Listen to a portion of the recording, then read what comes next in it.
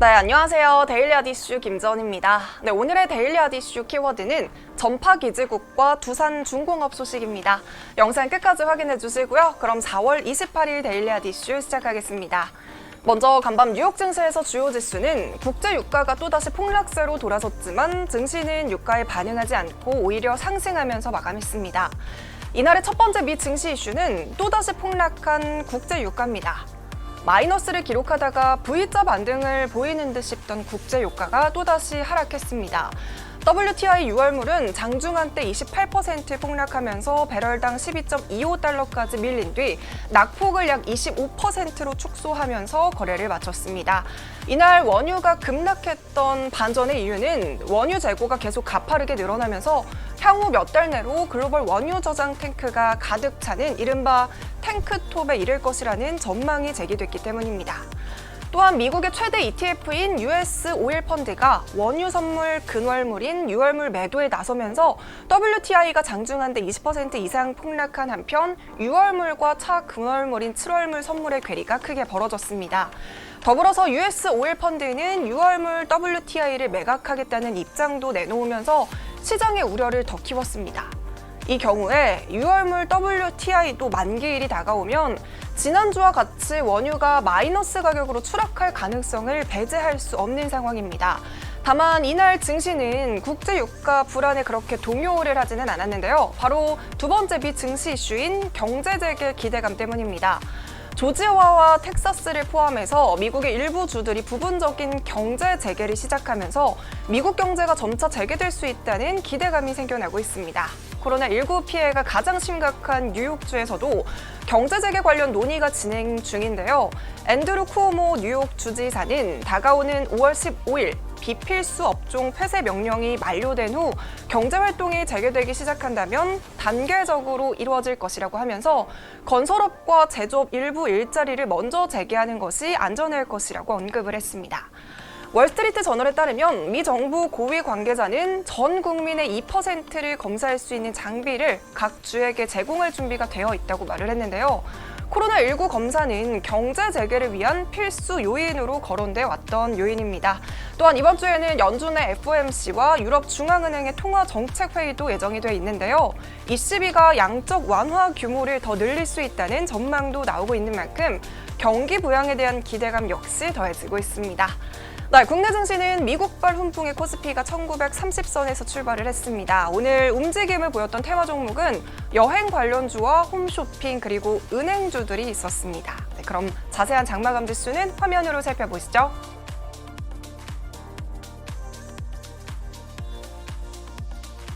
네, 그럼 이어서 오늘의 국내 경제 이슈 알아보겠습니다. 오늘의 국내 경제 이슈는 5월 11일부터 순차적 등교가 유력하답니다. 두 달째 개학이 미뤄지고 있는 시점에서 학생들도 선생님도 학부모도 모두가 지쳐있는 상황입니다. 앞서 정부는 5월 2일부터 5일 사이에 사회적 거리두기를 생활 속 거리두기로 전환하는지에 대한 여부와 함께 등교 개학의 시기와 방법을 결정하기로 한 바 있는데요. 생활 속 거리두기로 전환된 이후 등교 개학을 추진하겠다는 의지를 밝힌 바 있습니다. 이어서 어제 정세균 국무총리는 코로나19 대응 중앙재난안전대책본부 회의를 주재하며 교육부에 늦어도 5월 초 등교 개학 시기와 방법을 안내하고 고3과 중3부터 순차적으로 등교하는 방안을 검토하라고 지시했습니다. 정부가 고3과 중3부터 순차적으로 등교 개학을 추진하기로 한 것은 대학 입시를 앞둔 고3 수험생들의 불안감이 크기 때문인 것으로 풀이되고 있는데요. 코로나19 확산으로 고3 개학은 6주가량 미뤄졌지만 대입 수시 모집 원서 접수는 16일, 그리고 수능은 2주 늦춰지는 데 그친 상황입니다.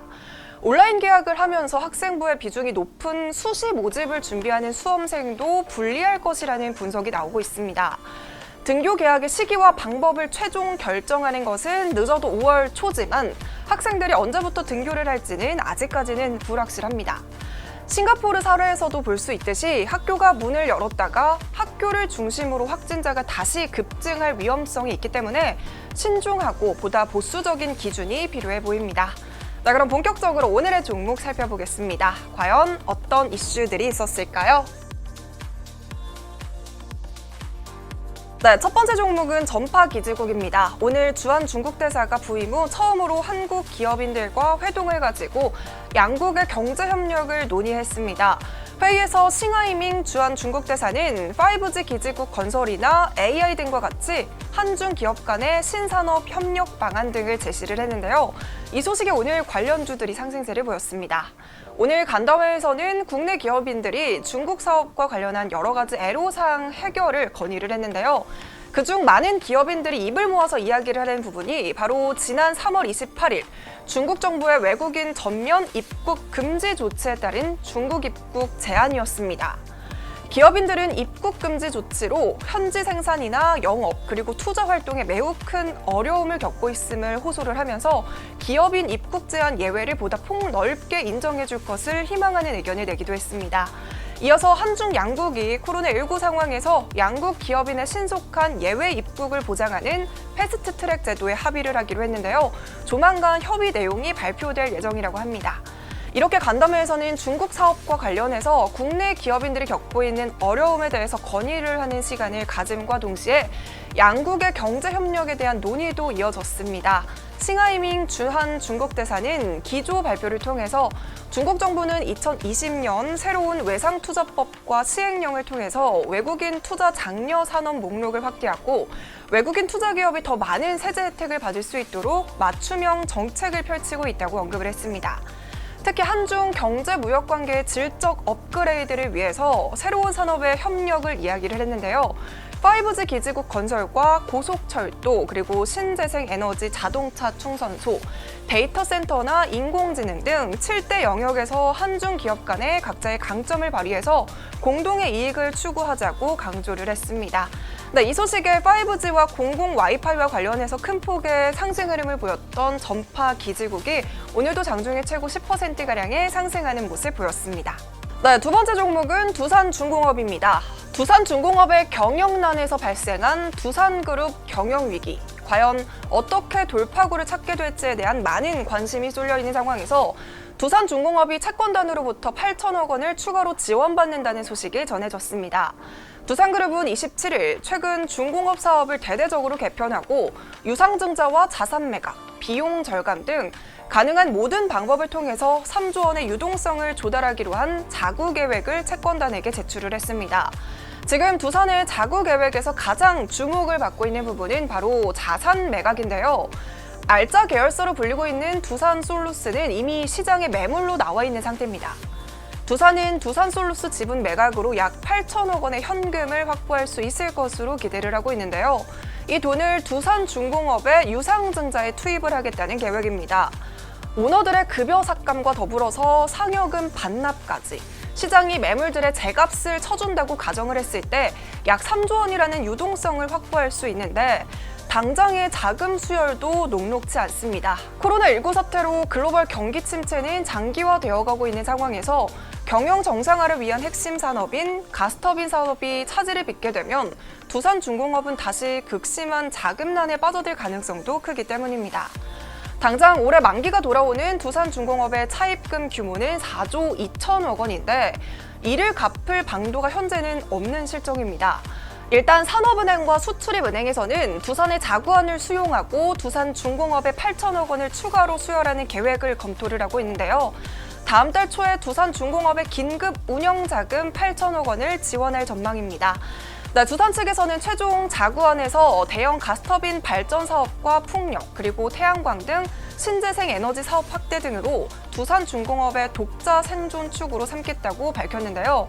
산업은행과 수출입은행이 지난달 말부터 두산중공업에 이미 1조 6천억 원을 지원한 바 있지만 벌써 지원금을 소진한 상태인데 이번에 8천억 원을 추가로 지원해서 새 사업에 주력토록 한다고 해도 회생이 가능할지는 의문이라는 우려도 있습니다. 끝내 두산중공업이 회생에 실패하면 그 부담은 국민에게 고스란히 전가된다는 점에서 채권단의 두산중공업 지원이 계속해서 주목이 되는 이유입니다. 네, 오늘 이렇게 8천억 원 지원 소식에 두산과 두산솔루스, 두산중공업 모두 장중에 최고 9%까지 상승하는 모습을 보였습니다. 하지만 두산은 단기적인 주가를 보기보다는 앞으로의 경영 정상화 흐름에 대응할 필요가 있어 보입니다. 네, 이렇게 오늘은 전파기지국과 두산중공업 소식으로 데일리앗 이슈 마무리하겠습니다. 네, 오늘도 시청해주셔서 감사합니다.